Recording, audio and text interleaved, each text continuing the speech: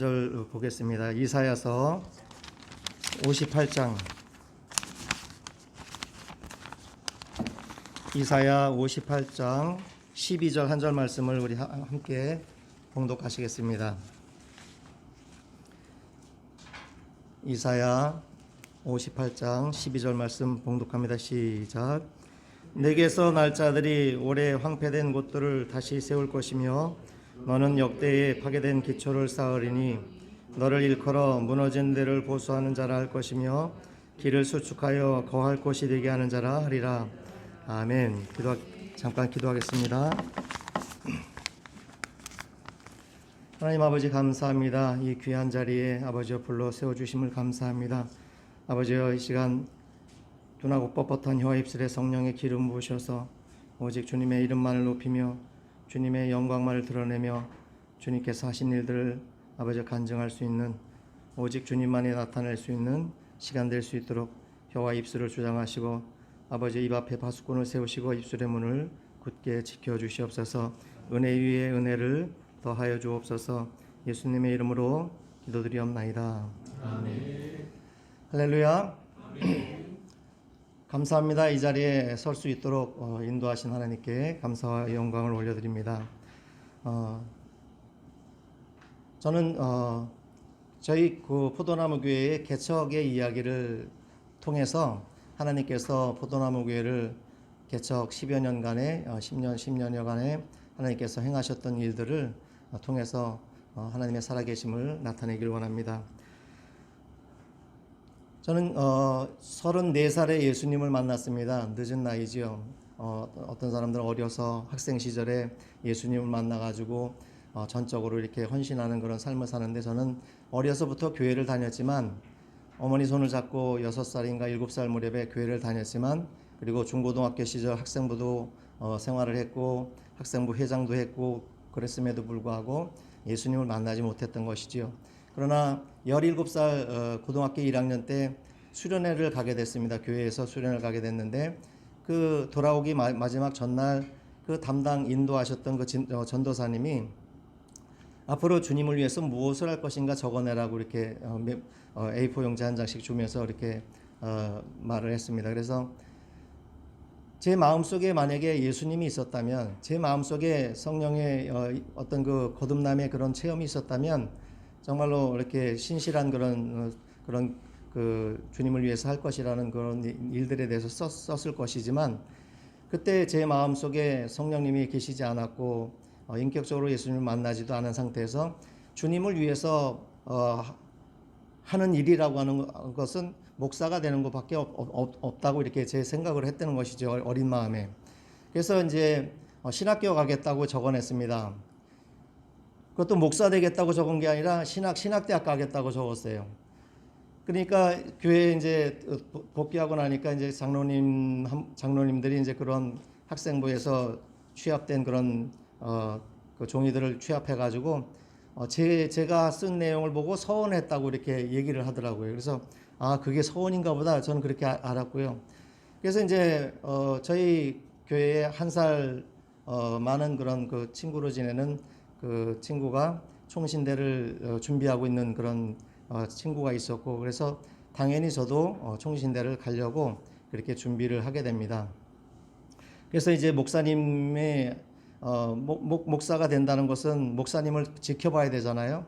그래서 목사님이 하는 일을 잘 지켜보는데 제가 자신 없어진 그 이유가 3가지가 있습니다. 그 첫 번째는 기도를 못 하겠더라고요. 학생회 회장하면서도 이제 사회를 보거나 이렇게 대표 기도를 하게 되면 눈을 감게 되면 깜깜해가지고 하나님 이렇게 하나님 아버지 해놓고 깜깜해가지고 기도를 막 버벅대고 막 그런 일들이 있었습니다. 그래서 아니 기도도 못하는 그런 사람이 무슨 목사가 되겠다고 하는가 그런 데서 이렇게 좌절감이 왔죠. 그래서 그게 첫 번째 이유였고 두 번째 또 좌절했던 그 이유 중에 하나는 새벽 기도를 인도하는 그 목사님을 보면서 나는 저 길을 도저히 갈 수 없는 길이다 이 생각을 했습니다.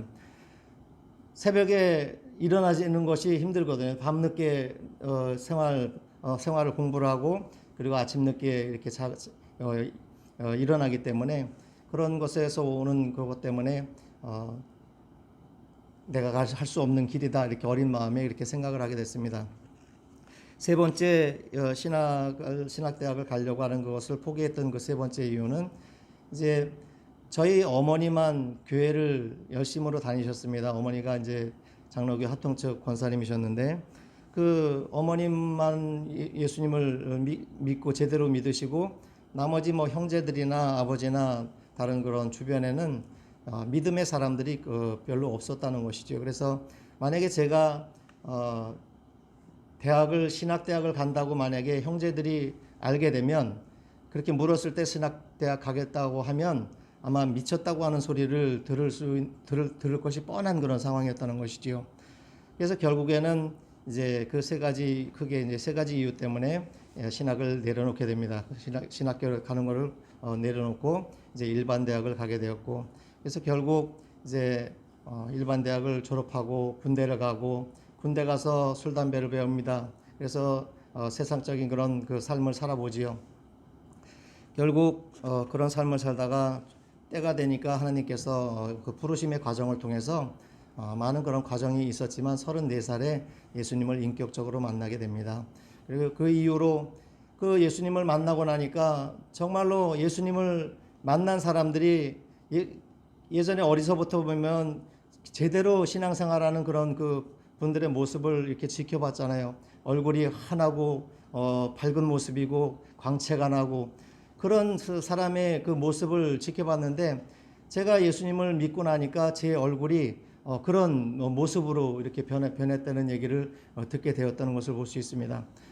결국 34살에 이제 예수님을 만나서 이제는 어릴 때 서운한 것을 평생 두고두고 답답해하고 공허함을 가지고서 살았던 그런 그 마음이 예수님이 제 마음속에 오고 나니까 그것이 모든 것이 다 사라지게 되었고 이제 오로지 신학대학 가가지고 공부해가지고 목사가 되어야 되겠다. 여기에 이제 꽂혀가지고 하게 됩니다. 그러나 상황과 환경은 이렇게 그것이 열려지지 않은 그런 상황이었다는 것이죠.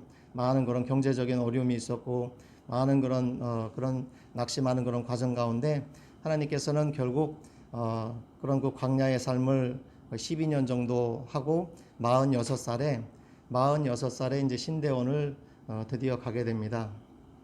그때가 이제 2008년도죠. 2008년도 신대원을 가가지고 1학년 다니는 중에 어느 날 아내가 얘기를 합니다. 제가 신대원을 입학을 했고 우리 큰아들이 고등학교 2학년이었고 우리 둘째 딸이 중학교 2학년이었고 막내 아들이 중학교 1학년이었을 때입니다. 그러니까 3명의 학비를 감당하려면은 아내가 직장 생활을 해가지고는 도저히 감당이 안 되니까 그래서 조그만 요양시설을 하려고 이렇게 아내가 이렇게 준비하는 중에 그 장소를 물색하는 중에 만난 그 장소가 지금 바로 저희 포도나무 교회 장소입니다. 물론 이런 말씀드리긴 뭐하지만 제가 경험한 것이 아니기 때문에 아내는 그렇게 꿈을 꿨다 그럽니다. 그런 그 요양시설을 하는 장소 그것에 꿈을 꿨는데 지금 있는 그 장소가 그런 장소였다는 것이죠. 제가 동막감리교회라고 동막리에 있는 동막감리교회를 평신도로서 10년을 섬겼었는데 거기에서 10년을 이 철원에서 살면서 무수히 많은 그런 지나다니는 그 시간들이 문해리 지나다니는 시간이 있었는데 거기에 교회가 있다고 하는 것을 알 수가 없었다는 것이죠. 아내는 설명을 합니다. 거기에 큰 은행나무가 2그루가 있고 그리고 하얀색 건물이고 그렇게 얘기하면서 설명을 하는데 그게 도대체 어느 위치에 있냐 물어봐도 설명을 하는데 그 도저히 이해가 안 되더라고요. 그래서 결국에는 이제 그 요양시설을 거기에 이제 문해 감리교회가 거기에서 사용하다가 성전을 건축하면서 그 교회 여자 집사님에게 매매를 하고 이제 이사를 가게 된 것이죠. 그 집사님이 거기서 한 8년 정도를 보습학원 하다가 안 되니까 이것저것 하다가 안 되니까 그냥 창고로 교회 예배당 건물을 창고로 쓰고 자기가 기르던 그 애완견 2마리를 거기서 이제 들어가게 해놓고선 마음껏 뛰어노는 운동장과 같은 그런 것이 바로 그 지금 저희가 예배드리는 그 예배 장소였지요. 많은 그 감리교회 그 수십 년의 그런 역사 가운데 많은 은혜 받는 자들이 그곳을 통해서 나왔을 터인데 그곳을 계집으로 쓰고 있다는 것에 대해서 아마 하나님께서 마음이 많이 아프시지 않았나 그렇게 생각을 합니다. 저희가 처음 제가 거기 갔을 때에 개 2마리가 왔다 갔다 하고 있었고 개털이 고스고석에 개털이 뭐 있었고 그리고 개똥도 있고 또 주변에 음식점에서 갈비뼈를 물어다가 먹고 뒹구는 그런 장소가 바로 지금 저희가 예배드리는 그런 장소의 교회였습니다. 그런 가운데 이제 계약을 하게 됩니다. 계약을 하고 이제 많은 그런 계약 과정에 있어서 어려움이 있었습니다. 저희 계약을 그 교회가 감리교 유지재단 소속으로 돼 있었던 그 등기가 되어 있었고 이 집사님은 대금만 그 교회에 지불하고 자기 실질적인 소유권은 없었던 사람이지요. 그래서 그러므로 인해서 저희가 저희 등기를 이전하는 가운데 이제 어려움이 있었고요. 시간을 좀 줄여가지고 말씀드리겠네요. 아무튼 그런 그 계집으로 쓰고 황폐해졌던 그 교회를 하나님께서 어느 날 그 감추어뒀던 그 교회를 장막을 거두어 가지고 마치 저에게 이렇게 보이시는 것 같은 그런 느낌으로 이렇게 바라봤습니다. 처음 교회 갔을 때에 개가 그 앞에 강단 앞에 개가 왔다 갔다 하고 있었고 그 환경은 너무나도 지저분하고 너무나도 교회로서의 그런 그 가치가 없는 그런 상황이었지만 하나님께서 제 마음에 심장이 막 쿵쾅쿵쾅 뛰는 것 같은 그런 마음을 주셨습니다. 그러면서 살아계신 주 그 찬양이 나오면서 통곡을 하면서 울게 되었습니다. 하나님께서 그래서 여기까지 철원까지 인도하셨고 또 선교지를 놓고선 기도하다가 또 돌이켜 가지고 이곳으로 인도하신 그 이유가 여기에 있구나 이런 생각을 하면서 너무나도 감격스럽고 감동이 돼가지고 신대원 1학년 때였으니까요. 아무것도 교리와 장정도 몰랐습니다. 감리교 다녔지만 교리와 장정도 몰랐고 아무것도 몰랐습니다. 무조건 교회를 개척하면 되는 줄 알았던 것이지요. 그런데 그런 가운데 이제 저희가 교회를 함에 있어서 3번이나 이웃 교회 목사님이 반대를 하고 교단 인준, 그 감리교 인준을 반대하는 그런 그 목사님이 있었다고 하는 것이죠. 그 목사님의 그 반대로 인해서 결국 독립교단에서 교단으로 안수를 받게 되었고 그리고 결국에는 여전히 그 감리교에서의 그런 그러니까 말씀드리기가 이런 부분은 좀 그런데요.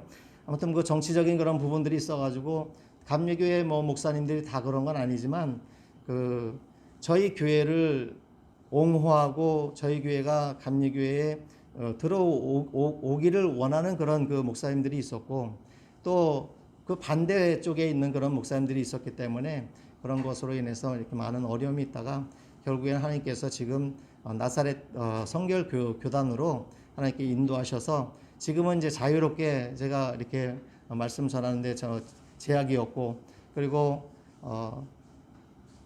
평안한 가운데 이렇게 목회를 할 수 있게 되었다는 것입니다. 저희가 이제 2008년도 11월에 계약을 하고 그리고 2009년도 8월 첫째 주에 저희 자녀들과 함께 교회를 예배를 시작함으로 인해서 개척을 했습니다.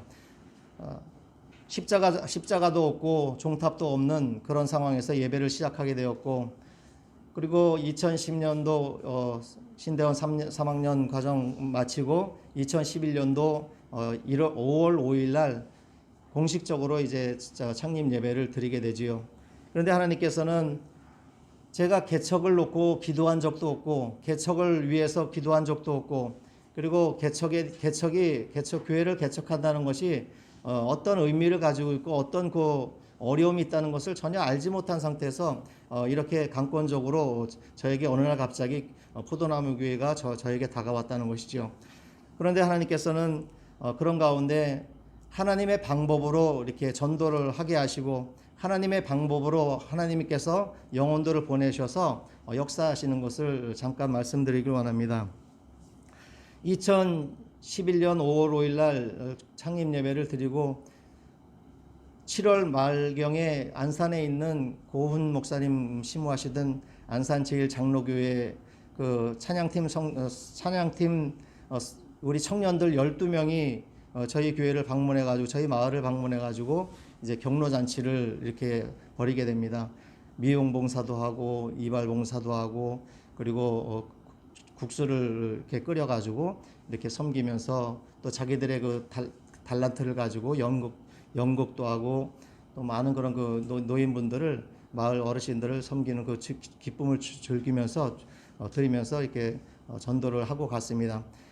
하나님께서는 그 계집으로 쓰고 있던 그 척박한 그곳에 영혼들이 떠난 그곳에 하나님께서는 저희 교회를 세우시면서 하나님의 방법으로 교회를 홍보하기 시작했다는 것이지요. 큰 교회 도시의 교회를 보내셔서 교회 홍보를 하게 하심으로 인해서 그렇게 시작이 됐습니다. 그리고 2달인가 뒤에 서울에 있는 한 교회에서 또 이 영정 사진을 이렇게 찍어주는 그런 그 활동이 또 저희 교회 방문해 가지고 또 마을의 그 마이크 홍보 방송을 통해서 어르신들 이렇게 사진을 찍게 되는 이렇게 전도 행사를 하나님께서 이루어 가시죠. 그리고 2013년도 8월 달에는 서울에 있는 그 광염교회 그 합동측 그 교회 그 노년의 그 성도님들이시죠. 성도님들 40여 분이 방문해 가지고 또 경로 잔치를 하게 됩니다. 그래서 거의 뭐 마을 어르신들 거의 대다수가 이렇게 참석이 되는 그래서 삼계탕을 끓여드리고 이런 걸 통해서 포도나무 교회를 이렇게 홍보하시면서 그 수백만 원 정도의 그런 비용을 들여가지고 저희 교회를 방문해서 또 경로 잔치를 한 그것을 통해서 한 영혼이 열매를 맺습니다.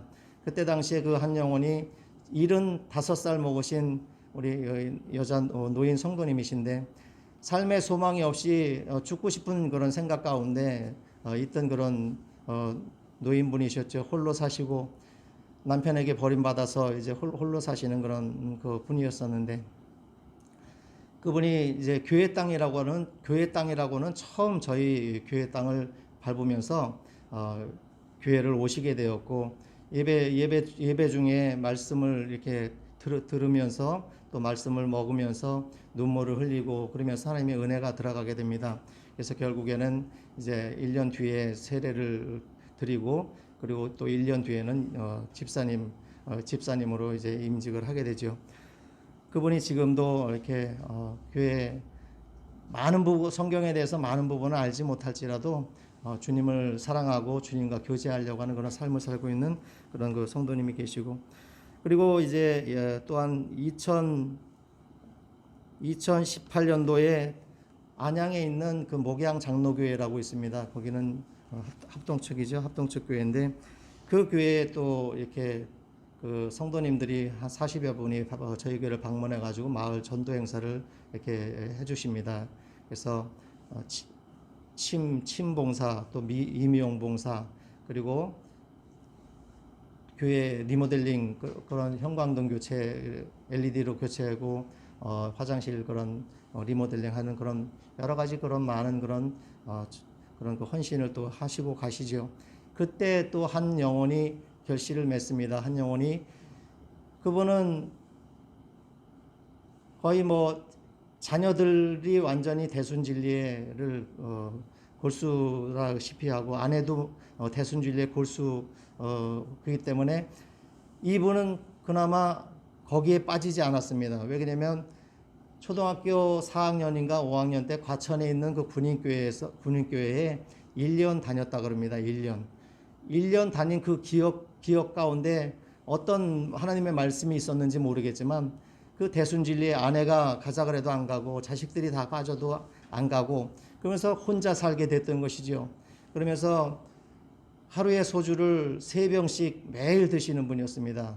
그 집에서 뭐 슈퍼까지는 거의 한 그분의 걸음으로 5분에서 한 10분 정도 거리, 정상 우리 걸음으로는 젊은 사람 걸음으로는 한 3, 4분이면 될 거리를 그렇게 3병을 사기 위해서 그렇게 로타리까지 와가지고 사고 돌아가면서 때로는 넘어져가지고 이마도 까지고 그랬던 분이 저희 교회를 그때 오심으로 인해서 이제 그분에게도 하나님께서 은혜를 부어 주셔서 그분이 다리 무릎 관절이 아프시고 고관절이 아프시고 또 이 손목 쪽이 팔꿈치 쪽이 아프시고 그래가지고 늘 다리를 절면서 걸으셨는데 어느 날 구역 예배 때 하나님께서 성령의 감동에 따라서 성도들과 함께 우리 구역원들과 함께 이제 합심해서 기도하게 됩니다.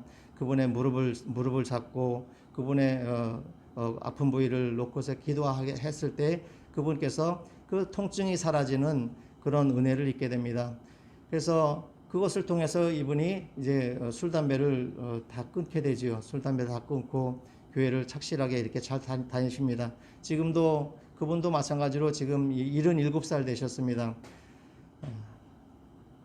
77살 되셨는데 그분도 마찬가지로 완전히 어린아이와 같은 그런 마음을 가지고 계신 분이고 성경에 대해서 아무것도 잘 많이 모르지만 정말로 주님만을 이렇게 목사가 하라는 대로 이렇게 하고 또 교회 오시라 그러면 오고 그런 분 가운데 그분도 이제 오셔서 은혜가 임하고 1년 있다가 세례를 드리고 그리고 1년 있다가 안수 집사 임직을 드려가지고 지금 집사님으로 저희 교회를 섬기고 있습니다.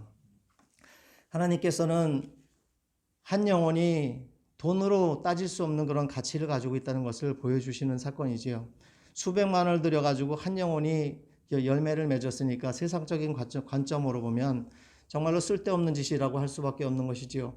그 정도 돈 들여가지고 그렇게 하려면 뭐하러 그렇게 하나 이렇게 생각될 수도 있지만 하나님께서는 한 영혼이 천하보다 귀하다는 이 메시지를 저는 우리 집사님들 통해서 볼 수 있다는 것이죠. 또 한 가지 2019년도에는 광영교회 또 오셨던 노인 성도님들 40분이 다시 방문해 가지고 그때 또 열매 맺은 분이 이제 평생을 불교 다니시는 그런 분이었었는데 80세 되신 그분이 저희 교회를 오시게 됩니다. 아무것도 모르고 정말로 불교적인 마인드로 가득 차 있는 그분인데 저희 교회를 오시게 되고 그래서 작년 추수감사주일 날 세례를 이렇게 드렸고 지금 자녀들이 비록 지금 엄마 미쳤냐고 이렇게 얘기하면서 함에도 불구하고 자녀들 몰래 이렇게 주일날 교회를 오고 있습니다. 이런 개척교회 가운데 이렇게 영혼이 이렇게 열매를 맺는 것이 큰 기쁨이고 큰 보람인 것을 경험하고 있습니다. 하나님께서는 이런 가운데서 개척해가지고 많이 힘들었습니다. 다 모든 그런 분들이 마찬가지겠죠. 재정적인 어려움이 가장 크겠죠. 세 자녀가 고등학생, 중학생 2명인 상태에서 거기다가 더해서 경제적으로 어려움이 살면서 어려움 통해서 부채를 가지고 있었는데 그런 부분이 이제 해결되지 않은 상태에서 개척이 이루어졌기 때문에 엄청나게 힘든 그런 과정이었습니다. 그런데 하나님께서는 이제까지 굶기지 아니하시고 또 이 모양 저 모양의 그런 손길을 통해서 먹이시고 입히시고 또 여기까지 인도하셨다는 것을 간증을 하고 싶습니다. 어느 날은 정말로 돈이 없어가지고 애들 차비도 없어가지고 그런 정말로 먹고 싶다는 거 사줄 수도 없는 그런 상황인데 아침에 교회 문을 들어갔습니다. 들어갔는데 나올 때 보니까 현관문에서 툭 떨어지는 소리가 나요. 보니까 10만 원을 누가 거기다 꽂아놨어요. 그 사이에. 누군지도 모릅니다. 지금도. 그리고 어떤 날은 또 보면 우리 그 사택 현관문에 또 이렇게 10,000원짜리를 꽂아놓기도 하고 지금도 누군지 모르겠습니다. 아무튼 그런 일도 있었고 또 때로는 그 쌀이 떨어질 때 쌀을 가져오시는 분도 있었고 이런 것 통해서 하나님께서 역사하시는 것을 많이 경험했고요. 때로는 개척하면서 어느 날 힘들고 지치고 정말로 모든 것을 포기하고 싶은 그런 마음이었을 때에 서울에 있는 어느 한의사 집사님이 저희 교회를 방문하게 됩니다. 그리고 예배를 같이 드리고 이제 점심 식사를 하게 됐는데 우리 자녀들하고 저의 맥을 짚어보겠다고 이렇게 좀 짚어봤으면 좋겠다고 하더라고요. 맥을 짚어보더니 맥이 심지에 붙어 있는 불이 꺼지기 일보 직전에 그런 맥이라고 얘기를 하더라고요. 그러면서 그 한의사 집사님이 보약을 네 제나 이렇게 해가지고 먹을 수 있게끔 또 아내하고 같이 그렇게 먹을 수 있게끔 그렇게 해서 그런 힘이 힘들었을 때 하나님께서는 그렇게 보약을 먹이시고 이렇게 힘을 주셨던 것을 기억하고 있습니다. 시간이 좀 어떻게 되는지 모르겠지만 무수히 많은 그런 하나님께서 어떤 분들은 하나님의 은혜가 살면서 목회하면서 별로 경험을 하지 못했다는 그런 그 목회 동료들을 본 적이 있는데 저는 하나님께서 행하신 것들이 너무너무 많아가지고 지금 시간을 제가 버벅대는 이유가 이게 끊어서만 하다 보니까 제가 만약에 예수님 만난 그 간증만 한다면은 거기에 대해서 막 이렇게 할 텐데 또 개척에 얘기하다 보니까 너무나 많은 일들을 이렇게 요약해서 하려다 보니까 이렇게 버벅대는 것을 이해를 좀 부탁드리겠습니다. 그래서 하나님께서는 그런 하나님의 방법으로 전도하게 하시고 내 열심으로 물론 전도 안 한 것이 아닙니다. 그 문해리 2리 3리 그쪽 지역에 있는 곳곳에 가가호 전도해가지고 9일을 돌아야 한 바퀴를 돌 정도로 그런 그 겨울에 이렇게 전도를 하기도 했었고 했는데요. 아무튼 그런 과정을 통해서 하나님께서는 하나님의 방법으로 전도의 일꾼들을 보내시고 하나님의 방법으로 전도 용품을 보내시고 하나님의 방법으로 또 마을을 좋은 교회라 또 이렇게 소문나게 하시는 그 역사를 우리 주님께서 하셨다는 것이죠. 심지어는 어떤 경우에는 그 이웃 감리교회 그 집사님 권사님이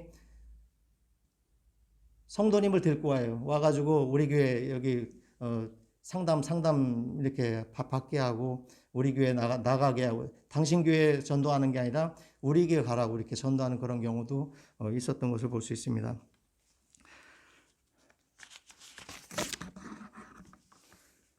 저희가 이제 개척해가지고 계집으로 쓰고 정말로 시설이 굉장히 낙후했죠. 외향성화로도 낙후했고 내부적으로도 낙후했고 곳곳에 비가 새고 그런 일들이 여름이면 다반사였었고 그렇게 외형적으로 이렇게 황폐했던 그런 곳인데 하나님께서는 그런 가운데서도 저희 교회에 외부의 그런 그 교회에서 저희 교회 와가지고 수련회를 이렇게 하게 하십니다. 은혜의 장소로 쓰게 됩니다. 창립 예배 드리기 전에 파주에 있는 연풍감리교회 청소년부 40여 명이 저희 교회 와서 수련회를 하고 가고 이천에 있는 무천감리교회 청년들이 30여 명이 또 수련회를 하고 가고 평택에 있는 안중감리교회 청소년부 40명이 또 저희 교회에서 수련을 하고 또 재작년에는 안산에 있는 반월중앙감리교회 청소년부 70여 명이 와서 또 수련을 하게 됩니다. 샤워 시설도 없고 화장실도 부족하고 한데 하나님께서는 뭐 주변에 그런 마을 회관을 이렇게 빌려서 이렇게 임대를 해가지고 이렇게 할 수 있도록 그렇게 했던 것을 볼 수 있습니다. 저희 교회에 와서 왔을 때는 다 얼굴이 검했던 그 아이들이 밝아져서 이렇게 돌아가는 모습을 보면서 정말로 하나님께서 포도나무 교회를 그런 장소적으로도 이렇게 사용하고 있다는 것을 그렇게 하나님의 그 영광을 봤던 것을 기억하고 있습니다.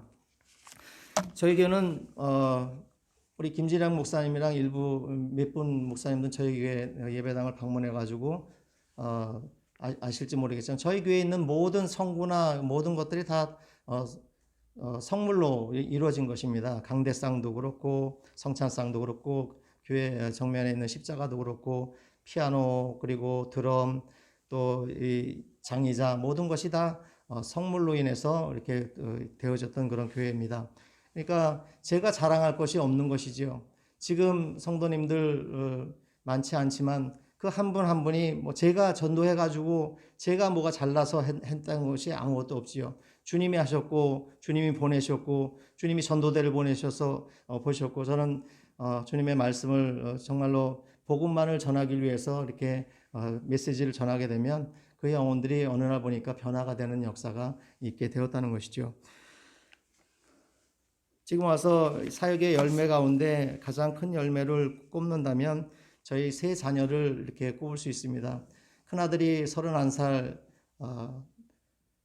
안산 반월 중앙감리교회 이제 수련목 내년 봄에 안수를 받게 됩니다.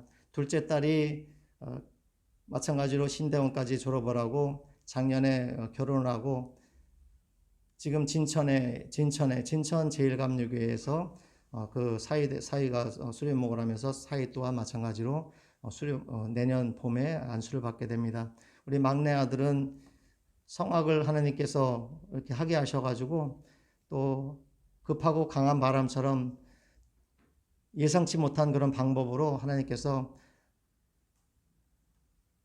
프랑스로 이렇게 유학을 이렇게 보내셔서 그곳에서 지금 공부를 하고 있습니다. 아무튼 뭐 여러 가지로 뭐 간증할 것이 많지만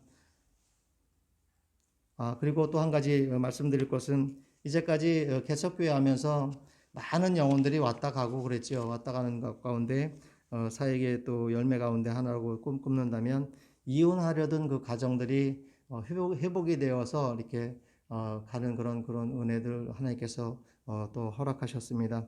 그래서 심지어는 그 부모가 하도 티각태각하면서 이렇게 의심하고 싸우고 그러니까 그 아들이 이혼하시라고 그렇게 했던 그 부부가 이제는 회복되어져 가지고 정말로 평안한 가운데 교회를 잘 섬기고 있고요. 그리고 한 그 자녀는 그 여자 청년인데 이인증이라고 그 정신과적인 그런 그 질병이라고 볼 수 있습니다. 공황장애 또 우울증 이런 또 현실감 결여 이런 것을 모두 포함하고 있는 그런 그 병인데 저희 교회를 보내셔가지고 은혜 가운데 그래서 그 기숙사를 들어가가지고 사람이 모여 있는 밀폐된 장소에 못 있는 것이요. 그러니까 3일 만에 이제 뛰쳐나와가지고 그 좋은 대학 들어갔던 것을 이제 포기했었던 그런 그 아이인데 하나님께서 그 아이에게 또 하나님께서 치유의 은혜를 허락하셔서 지금은 직장생활 잘하고 이렇게 엄마하고 신앙생활 얘기도 잘하는 그런 청년으로 이렇게 지금 있는 것을 볼 수 있습니다. 또 많은 그런 이혼하려고 했던 그 가정들이 회복된 얘기들은 많이 있지만 하나님께서 행하신 일들을 무수히 많기 때문에 다 미처 말씀드릴 수가 없고 요약해서 하는 것 가운데 너무나도 이렇게 짧게 하려다 보니까 제가 원래 그리고 말이 짧습니다. 그래서 말을 잘 못하기 때문에 늘 더듬거리고 버벅대고 그래가지고 그랬던 그런 사람인데 그래도 설교 강단에만 서면 하나님께서 그런 부분을 많이 이렇게 고쳐주셔가지고 이렇게 설교를 하는데 이 모든 것이 하나님의 은혜라고 이렇게 드릴 수밖에 없다는 것이죠. 마지막으로 한 가지만 말씀드리고 마치길 원합니다. 계집으로 썼던 우리 교회 예배당 건물이 작년에 또 하나님께서는 또 하나님의 방법으로 역사를 하셔서 저희 교회가 그동안에 저런 기독교 연합회에 가입이 되지 않았던 교회입니다. 가입을 원하지 않아서 가입되지 않았던 것이 아니라 그 부분도 여러 가지 긴 얘기들이 있지만 작년 여름에 저희가 이 철원에 수해가 많이 심했었지요. 수해 가운데 하나님께서 저희 교회도 그 수해를 피해 나가지 못했다는 것이에요. 물론 물에 잠기는 그런 피해는 없었지만 천정에서 강단 강단 꼭대기 위에서 아주 폭포가 쏟아지시 막 물이 새고 또 저 뒤편 그 양쪽 측면 그쪽에서 또 막 폭포가 쏟아지시 막 물이 새는 그런 것 가운데 그리고 현관 그 입구도 새고 또 사택도 새고 막 이러는 가운데 정말로 낚시 그동안에 개척했을 때 은혜 가운데 참고 왔는데 정말로 작년에 그 비 새고 그랬을 때는 포기하고 싶은 그런 마음이 들 정도로 이렇게 낙심이 됐었습니다. 그런 가운데 하나님께서